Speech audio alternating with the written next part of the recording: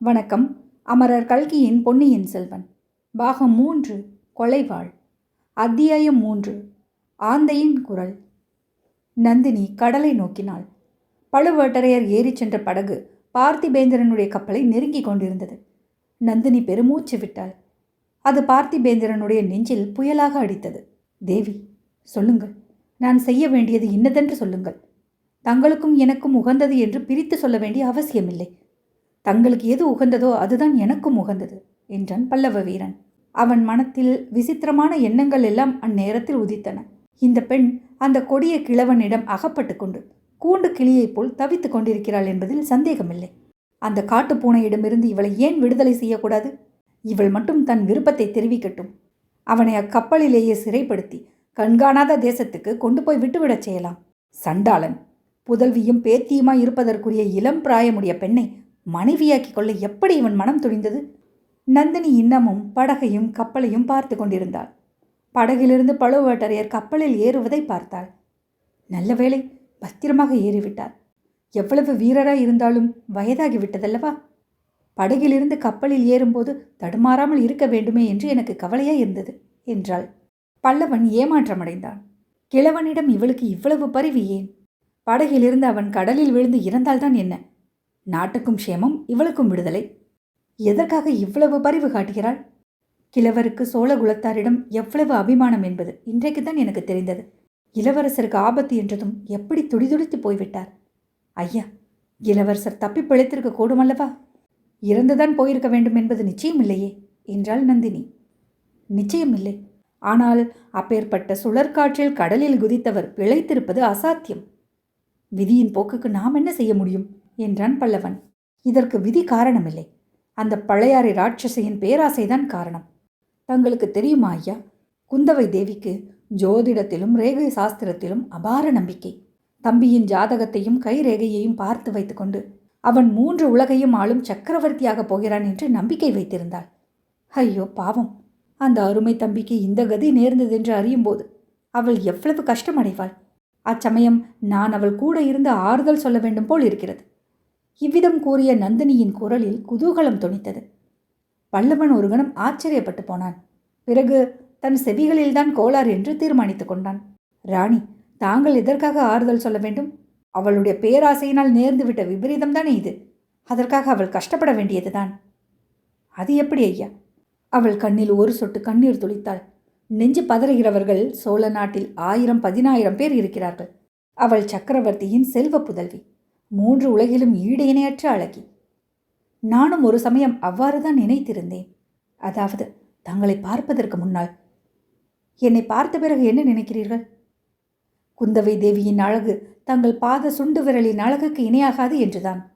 இப்போது இப்படித்தான் சொல்வீர்கள். நாளைக்கு அவளை பார்த்தால் நான் ஒருத்தி இவ்வுலகில் இருக்கிறேன் என்பதையே மறந்து விடுவீர்கள். ஒரு நாளும் மாட்டேன் தேவி. என்னை சோதனை செய்து பாருங்கள் என்றுதான் சொல்கிறேனே. தங்கள் கட்டளை இன்னதென்று இக்கணமே தெரிவியுங்கள். கட்டளையிடும் பாத்தியதை எனக்கு கிடையாது ஐயா. விண்ணப்பம் செய்து கொள்கிறேன். பெரிய பழுவேட்டரையரை நான் மணந்த பிறகு சோழ நாட்டில் பிளவும் குழப்பமும் ஏற்பட்டிருப்பதாக சிலர் அவதூறு சொல்கிறார்கள். அது பொய் என்பதை நிரூபிக்க விரும்புகிறேன். அதற்குத்தான் தங்கள் உதவியை நாடுகிறேன். பார்த்திபேந்திரன் சிறிது ஏமாற்றமடைந்தான். நந்தினி அவளுக்காக ஏதோ ஒரு கஷ்டமான காரியத்தில் தன்னை ஏவுவாள் என்று எண்ணியிருந்தான். அதை நிறைவேற்றி அவளை மகிழ்விக்க ஆர்வம் கொண்டிருந்தான். ஆனால் அவள் ராஜ்ய காரியத்தை பற்றி எதுவோ சொல்கிறாள். சொல்லுங்கள் ராணி, தங்கள் விருப்பம் எதுவாயிருந்தாலும் சொல்லுங்கள் என்றான். ஐயா, சோழ நாட்டில் அமைதி ஏற்படாமல் தடுத்து வந்தவள் இளைய பிராட்டி. அவளுடைய அகம்பாவத்தினால் சோழ நாட்டு சிற்றரசர்களையும் பெருந்தர அதிகாரிகளையும் கோபம் கொள்ள செய்தாள். தம்பி அருள்மொழிவர்மனை எப்படியாவது இந்த சோழ நாட்டு சிம்மாசனத்தில் ஏற்றிவிட வேண்டும் என்று அவளுக்கு ஆசை. இதனால் சமரசம் ஏற்படாமல் தடுத்து வந்தாள். இப்போது அந்த காரணம் போய்விட்டது. இனிமேல் சமரசம் செய்து வைப்பது சுலபம். கேளுங்கள் ஐயா, தாங்கள் தான் சொன்னீர்களே, மந்திரிகளும் மற்ற பெருந்தர அதிகாரிகளும் சுந்தர சோழருக்கு பிறகு மதுராந்தகருக்கு பட்டம் கட்ட விரும்புகிறார்கள். சக்கரவர்த்தியும் அதற்கு இணங்கிவிட்டார். அப்படியா தேவி? ஆமையா. இல்லாவிடில் இளவரசரை சிறைப்படுத்தி கொண்டு வர கட்டளையிட்டிருப்பாரா? ஆனாலும் அது சரியல்ல என்பது என் கருத்து. சமரசமாக தீர்த்து கொள்வதற்கு இடம் இருக்கிறது. வெள்ளாற்றுக்கு வடக்கேயுள்ள ராஜ்யத்தை ஆதித்த கரிகாலருக்கென்றும் தெற்கேயுள்ள பகுதியை மதுராந்தகருக்கென்றும் பிரித்து கொள்ளலாமே. தங்கள் முன்னோர்கள் பல்லவ மகா சக்கரவர்த்திகள் தொண்டை மண்டலத்தை ஆள்வதுடன் திருப்தி அடையவில்லையா? பூர்வீக சோழ மன்னர்கள் 2 வெள்ளாற்றுக்கும் இடையே உள்ள ராஜ்யத்துடன் திருப்தி அடையவில்லையா? தேவி, இதையெல்லாம் எதற்காக என்னிடம் சொல்கிறீர்கள்? எந்த சாம்ராஜ்யம் எப்படி போனால் எனக்கென்ன? யார் எந்த ராஜ்யத்தை ஆண்டால் எனக்கென்ன? ஐயா, தாங்கள் ஆதித்த கரிகாலரிடம் உண்மை விசுவாசம் உள்ள சிநேகிதர் என்று எண்ணினேன். பிறருக்கு விசுவாசமாயிருந்து பிறருடைய புகழுக்காக போராடி பிறருடைய நன்மைக்காக உழைத்து இத்தனை நாளும் கழித்தாகிவிட்டது. இனிமேல் எனக்காக நான் வாழ விரும்புகிறேன். ராணி, இதை கேளுங்கள். நான் எதற்காக இவ்வுலகில் பிறந்தேன், எதற்காக உயிரோடு இருக்கிறேன் என்று பல தடவை நான் சிந்தித்ததுண்டு. என் முன்னோர்களாகிய பல்லவ சக்கரவர்த்திகள் பெரிய சாம்ராஜ்யங்களை ஆண்டார்கள். மாமல்லபுரத்தை போன்ற சொப்பன உலகங்களை சிருஷ்டித்தார்கள். அவர்களுடைய பெருமையை என் காலத்தில் மீண்டும் நிலைநாட்ட பிறந்திருக்கிறேனோ என்று நான் எண்ணியதுண்டு. ஆனால் அதில் என் மனம் ஈடுபடவில்லை. ராஜ்யங்களை சிருஷ்டிப்பதில் உற்சாகம் கொள்ளவில்லை. சோழகுலத்தின் பெருமைக்கு உழைப்பதிலேயே திருப்தி அடைந்தேன். ஆதித்த கரிகாலரின் சிநேகிதத்தில் மகிழ்ந்தேன். இப்படியே என் வாழ்நாளை கழித்து விடுவது என்றுதான் எண்ணியிருந்தேன். இன்றைக்குத்தான் என் கண்கள் திறந்தன. சற்று முன்னாலே தான் நான் பிறந்தது எதற்காக என்று தெரிந்தது. அதோ கேளுங்கள், அந்த கடல் அலைகளின் குரல் என் உள்ளத்தின் குரலை ஆம் ஆம் என்று ஆமோதிக்கிறது. அதோ காட்டில் வாழும் பறவைகள் எல்லாம் சரி சரி என்று கூவுகின்றன. தேவி, சோழ சாம்ராஜ்யத்தை பங்கு போடுவது பற்றி என்னிடம் சொல்ல வேண்டாம். வேறு ஏதாவது சொல்லுங்கள். கடல்களுக்கு அப்பால் உள்ள பவளத்தீவிலிருந்து விலை மதிக்க முடியாத பவளங்களை கொண்டு வரச் சொல்லுங்கள். ஆழ்கடலின் அடியிலிருந்து முத்துக்களை கொண்டு வரச் சொல்லுங்கள். மேருமலையின் உச்சி சிகரத்திலே ஏறி சஞ்சீவி மூலிகையை கொண்டு வரச் சொல்லுங்கள். மேக மண்டலத்துக்கு மேலே பறந்து நட்சத்திரங்களை பறித்து கொண்டு வந்து ஆரம் தொடுத்து தங்கள் கழுத்தில் போடச் சொல்லுங்கள். பூரண சந்திரனை கொண்டு வந்து தங்களுடைய முகம் பார்க்கும் கண்ணாடியாக்கி தரும்படி சொல்லுங்கள். போதும் ஐயா, போதும். என்னை ஏற்கனவே அந்த பழையாறை பிராட்டி பைத்தியம் என்று சொல்லிக் கொண்டிருக்கிறாள். உண்மையாகவே எனக்கு பைத்தியம் பிடிக்க செய்து விடாதீர்கள் என்றாள் நந்தினி. பார்த்திபேந்திரன் சிறிது வெட்கமடைந்தான். பைத்தியம் பிடித்திருப்பது எனக்குத்தான், மன்னியுங்கள். தங்களுடைய விருப்பத்தை முதலில் தெரிவியுங்கள் என்றான். சோழ நாடெங்கும் தமிழகமெங்கும் எனக்கு ஏற்பட்டிருக்கும் கெட்ட பெயரை போக்கிக் கொள்ள விரும்புகிறேன். அதற்காகத்தான் தங்கள் உதவியை நாடுகிறேன். நான் இந்த கிழவரை மணந்ததின் காரணமாக சோழகுலத்துக்கே கேடு வந்துவிட்டதென்று ஜனங்கள் பேசிக் கொள்கிறார்களாம். மதுராந்தகத்தேவரை ராஜ்ய ஆசை கொள்ளச் செய்தது நான் தான் என்று சொல்கிறார்களாம். சோழ நாட்டு சிற்றரசர்களை அவர் பக்கம் திருப்பியதும் நான் தான் என்று சொல்கிறார்களாம். இந்த அவப்பெயருடன் இறந்து போவதற்கு நான் விரும்பவில்லை. இறந்து போவதை பற்றி ஏன் பேசுகிறீர்கள்? என்னை துன்புறுத்துவதற்காகவா? பல்லவகுமாரா, தங்களுக்கு ரேகை சாஸ்திரம் தெரியுமா? ரேகை சாஸ்திரத்தில் தங்களுக்கு நம்பிக்கை உண்டா என்று நந்தினி சம்பந்தமில்லாத ஒரு கேள்வியை கேட்டாள். பார்த்திபேந்திரன் அதற்கு நேர் மறுமொழி சொல்லாமல், எங்கே கையை காட்டுங்கள் என்றான். நந்தினி வலது கையை நீட்டினாள். அதை பார்த்திபேந்திரன் சிறிது நேரம் உற்று பார்த்துவிட்டு, ஆச்சரியமான ரேகைகள், இம்மாதிரி காண்பதே அபூர்வம். அந்த கையையும் சிறிது காட்டுங்கள் என்றான். நந்தினி இன்னொரு கையையும் நீட்டினாள். பல்லவன் அதையும் பார்த்துவிட்டு, தேவி, இதற்கு முன் யாராவது தங்கள் கரங்களின் அதிசயமான ரேகைகளை பார்த்துவிட்டு ஏதாவது சொல்லி இருக்கிறார்களா என்று கேட்டான். ஆம், பழையாறை இளைய பிராட்டி ஒரு தடவை என் கையை பார்த்துவிட்டு சொன்னாள். என்ன சொன்னாள்? நான் அற்பாயிலில் சாவேன் என்று சொன்னாள். அது உண்மைதான் என்றான் பார்த்திபேந்திரன். ஐயா, நீங்களுமா அப்படி சொல்கிறீர்கள்? ஆனால் அவள் அரைகுறையாக சாஸ்திரம் படித்தவள் என்று தெரிகிறது. இந்த கை ரேகையில் ஒன்று அற்பாயிலை குறிப்பது உண்மைதான். ஆனால் மற்றொரு ரேகை அந்த கண்டத்தை கடந்து புனர்ஜன்மம் ஏற்படும் என்றும் கூறுகிறது. அந்த புனர்ஜன்மத்துக்கு பிறகு கடல் கடந்த பல நாடுகளுக்கு பிரயாணம் செய்யும் பாக்கியம் உண்டு என்றும், மன்னாதி மன்னர்களுக்கு கிட்டாத ஆனந்த வாழ்க்கை வெகுகாலம் உண்டு என்றும் கூறுகிறது. இவ்வளவும் தற்செயலாக கடற்கரையில் சந்தித்த ஒரு யவ்வன புருஷனுடைய உண்மை அன்பினால் கிடைக்கும் என்றும் தெரிகிறது. தங்களுடைய சின்னஞ்சிறு விருப்பத்தை நிறைவேற்றுவதற்காக அவன் தன் உயிரையே அர்ப்பணம் செய்வான் என்று ரேகைகள் மிக தெளிவாக சொல்கின்றன. இவ்விதம் கூறிக்கொண்டே பார்த்திபேந்திரன் சட்டென்று நந்தினியின் விரிந்த இரு கரங்களையும் பற்றி தன் கண்களில் ஒற்றிக்கொண்டான். நந்தினி கைகளை உதறி விடுவித்து கொண்டு, சீச்சி, இதென்ன காரியம் செய்தீர் என்றாள். மன்னியுங்கள், இவை தங்கள் கரங்கள் என்பதை மறந்துவிட்டேன். 2 செந்தாமரை மலர்கள் என்று எண்ணிக்கொண்டேன் என்றான். பழுவேட்டரையர் பார்த்திருந்தால் உம்மை ஈட்டி முனையில் கழுவேற்றியிருப்பார். தேவி, தங்களுக்காக கொடுப்பதற்கு எனக்கு இருப்பது ஓர் உயிர்தானே என்று கவலைப்படுகிறேன். அந்த ஓர் உயிரையும் இப்படி கொடுப்பானேன்? இந்த அனாதை பெண்ணுக்கு உதவி செய்வதற்காக காப்பாற்றி வைத்துக் கொண்டிருங்கள். என்ன செய்ய வேண்டும் என்று சொல்லுங்கள். சோழ சாம்ராஜ்யம் தாயாதி கலகத்தினால் பாழாகி விடாமல் காப்பாற்றப்பட வேண்டும். அதற்கு தங்களுடைய உதவி வேண்டும். எப்படி? தங்கள் சிநேகிதர் கரிகாலரை கடம்பூர் சம்புவரையர் வீட்டுக்கு அழைத்து வாருங்கள். சம்புவரையருக்கு ஒரு பெண் இருக்கிறாள். அவளை ஆதித்த கரிகாலருக்கு மனம் செய்துவிட்டால் என் மனோரதம் பூர்த்தியாகும். இந்த அற்ப காரியத்துக்குத்தானே இவ்வளவு பீடிகை? ஆதித்த கரிகாலரை அவசியம் கடம்பூருக்கு கொண்டு வந்து சேர்க்கிறேன். அப்புறம் ஆதித்த கரிகாலருக்கு சம்புவரையர் மகளை கல்யாணம் செய்து வைத்து விட்டால் கலகம் பாதி தீர்ந்து விட்டதாகும். சோழ சாம்ராஜ்யத்தில் மதுராந்தகருக்கு தென்பாதியும் கரிகாலருக்கு வடபாதியும் என்று பிரித்து கொடுத்து விட்டால் கலகம் முழுவதும் தீர்ந்ததாகும். பின்னர் எனக்கு ஏற்பட்டிருக்கும் கெட்ட பெயர் போய்விடும். பிறகு என் தலைவிதியை நானே நிறைவேற்றிக் கொள்வேன். நடு கடலில் விழுந்து உயிரை விடுவேன். நான் பின்தொடர்ந்து வந்து உங்களை காப்பாற்றுவேன். நம் இருவருடைய புனர்ஜென்மம் ஆரம்பமாகும். கடல்களை கடந்து தூர தேசங்களுக்கு செல்வோம். அங்கே தங்களுக்காக ஒரு மாபெரும் ராஜ்யத்தை ஸ்தாபிப்பேன். ஐயா, இப்படியெல்லாம் பேச வேண்டாம். தென் தமிழ்நாட்டு பத்தினி பெண்களின் மரபில் வந்தவள் நான்.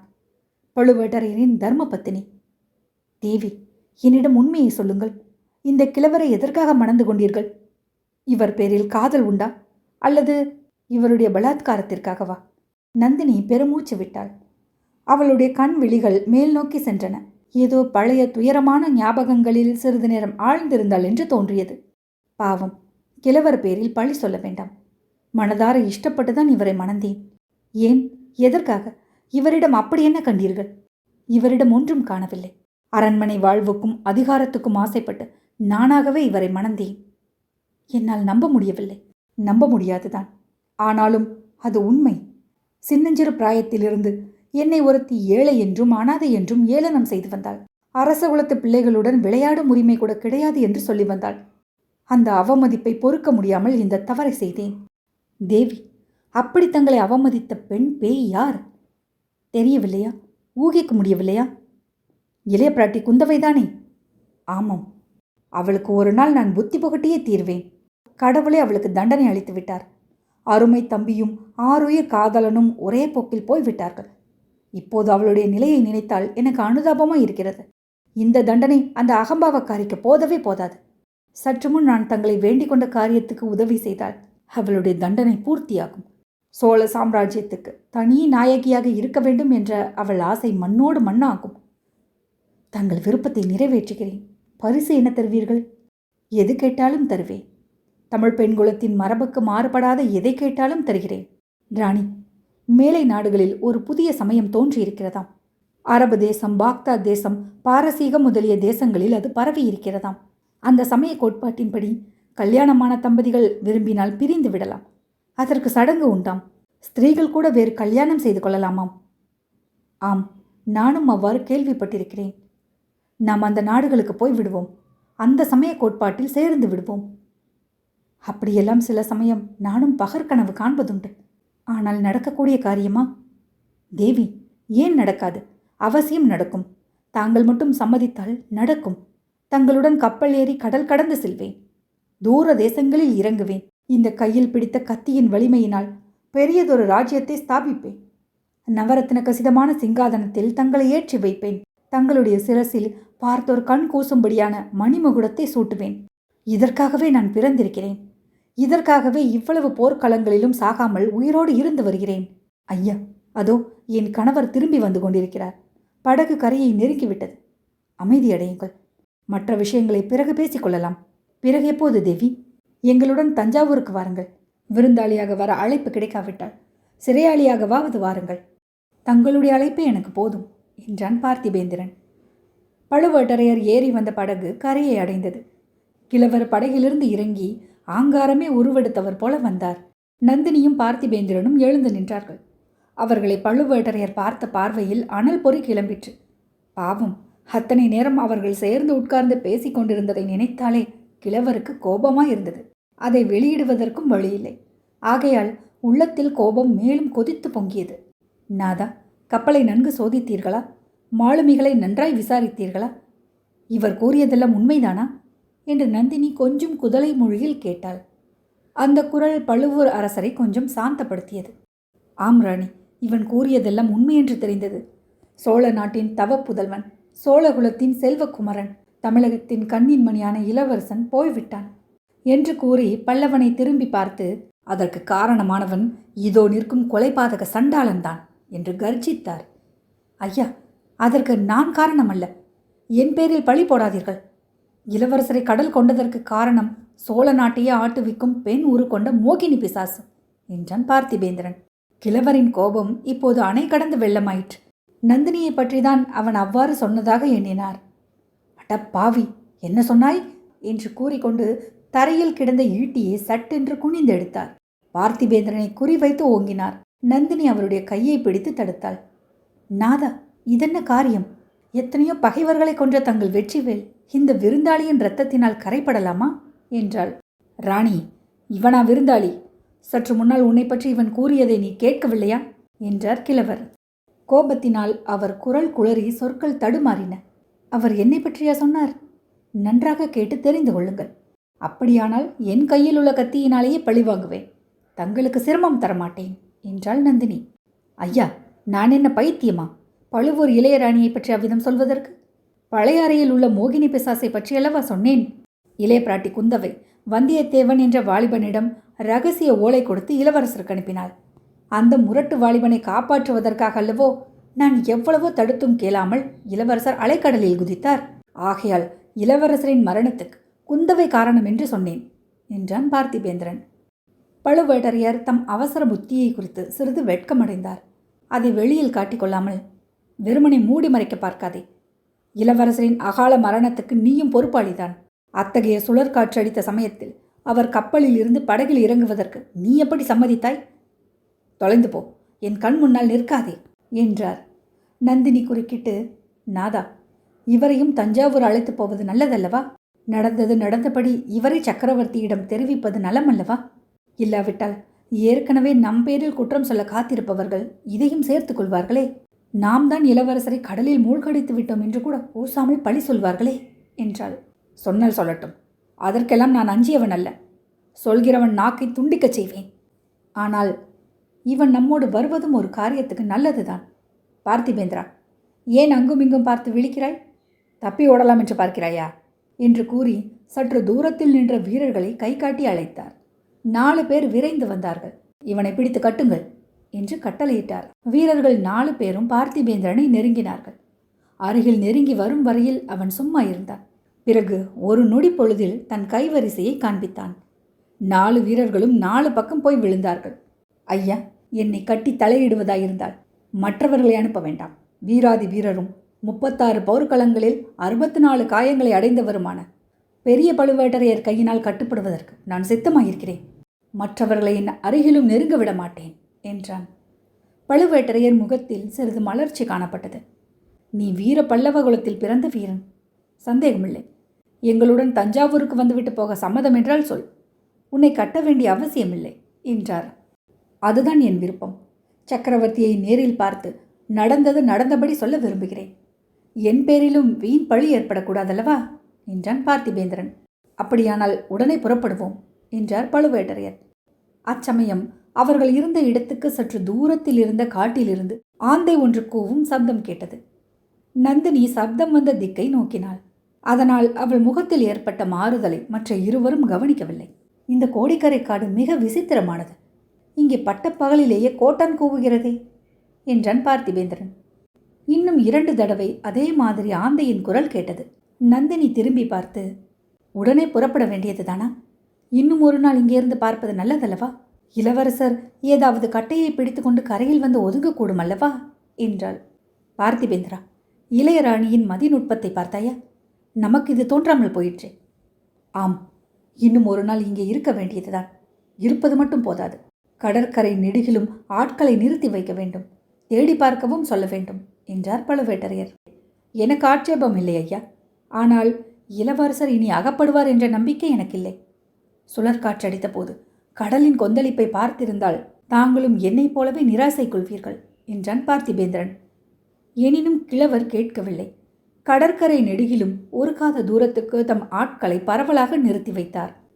அவரும் அமைதியின்றி கடற்கரை ஓரமாக அலைந்து திரிந்தார். அத்தியாயம் 3 நிறைவுற்றது.